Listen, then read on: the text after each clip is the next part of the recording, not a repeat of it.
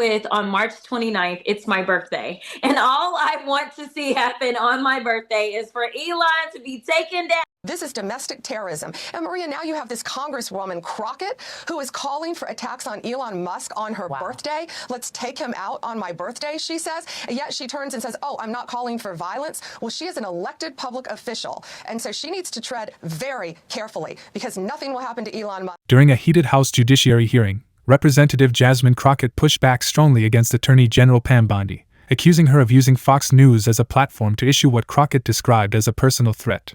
The controversy stems from Crockett's critical remarks about Elon Musk and Tesla, which she says were misrepresented in a politicized attack.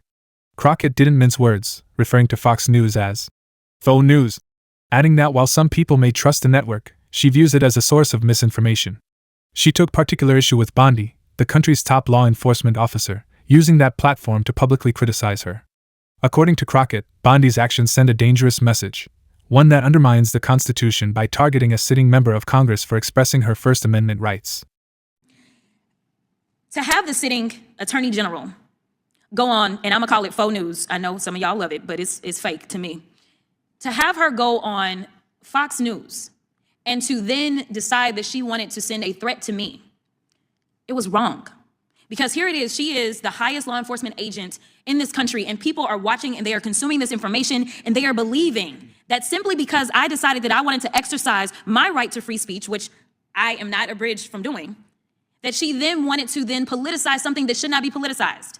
I don't like Elon Musk. I'm gonna say it 50,000 times. I don't like him. I don't like that he going out there and he firing people. I think that he's a crook because somehow the rest of us can't sit around and get whatever federal contracts we want. The rest of us can't sit around and get law enforcement and get them somehow ordained as federal law enforcement to protect him. The rest of us can't get our dealerships protected by the federal government. That is somebody that is operating above the law.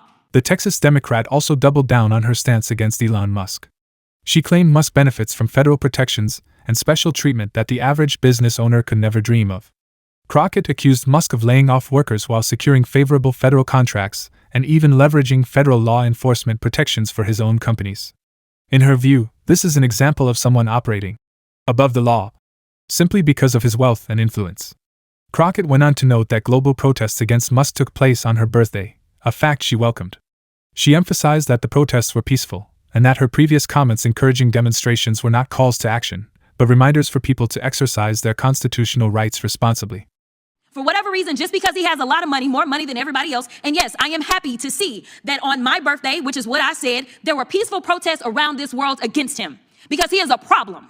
And so you never should have somebody that is sitting that high and is going to sit up here and threaten a sitting member of Congress when she knew good and well, if she watched the entire thing, that I specifically told protesters to make sure you consult with lawyers, just like I've told protesters over and over and over in the history of me advising people to go out and exercise their constitutional right. The fact that there are other sitting members that have received letters of threat from this new DOJ tells me that they are about retribution and they are not about following the law.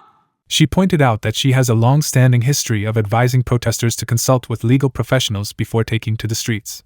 In a broader critique, Crockett raised alarms about what she sees as a disturbing trend within the Department of Justice. She claims that other members of Congress have also received threatening letters from the DOJ, suggesting that the current administration is focused more on political retaliation than upholding the rule of law. The confrontation highlighted deeper tensions over freedom of speech, the influence of powerful billionaires, and the role of federal authorities in shaping public discourse. For Crockett, the stakes are clear. Political disagreement should never be met with intimidation, especially not from the nation's highest legal office.